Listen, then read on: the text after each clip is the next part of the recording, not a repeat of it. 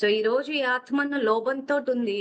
ఇంకా కావాలి, ఇంకా కావాలి అని చెప్పేసి తప్పుడు పద్ధతులు కూడా పాటించేస్తున్నారు అనుకోండి. ఇంకా ఆస్తులు పోగేయాలి, ఇంకా డబ్బు సంపాదించాలి అది ఇది అని చెప్పేసి. సో అప్పుడు ఏమవుతది?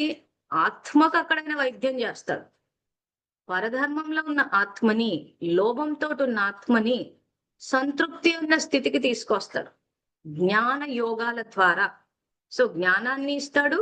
ఆయనని తలుచుకున్నప్పుడు శక్తి కూడా ఇస్తాడు.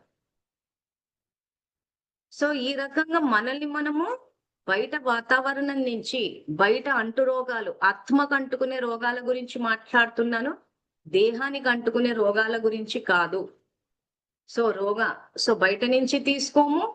ఆ తర్వాత మనం వాళ్ళకి శక్తినిస్తాం.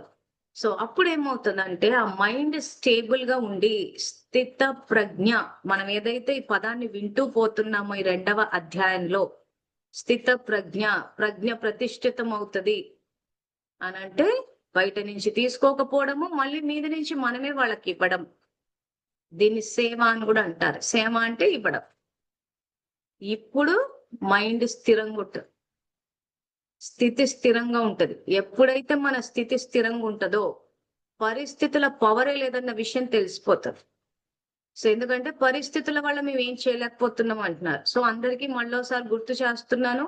పరిస్థితులు అన్న చోట నేను మీ అందరికి రామాయణంలోని అయోధ్య, ఆ తర్వాత లంక, ఈ 2 కంపేర్ చేసి నేను చెప్పాను.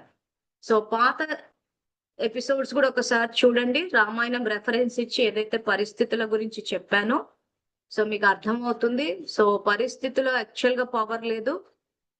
పవర్ అంతా మన ఆత్మలోనే ఉంది.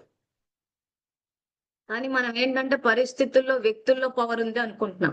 సో ఇప్పుడు భగవంతుడు మన జ్ఞానాన్ని ఇస్తున్నాడు. సో ఆత్మ జ్ఞానాన్ని తెలుసుకుని బయట నుంచి చెత్త తీసుకోకుండా భగవంతుడికి కనెక్ట్ అయ్యి మన ఆత్మని శక్తిశాలిగా చేసుకుని ఆ తర్వాత అందరికి వరదానాలు ఇస్తూ పోతుంటే స్థిత ప్రజ్ఞ స్థితికి చేరుకుంటారు.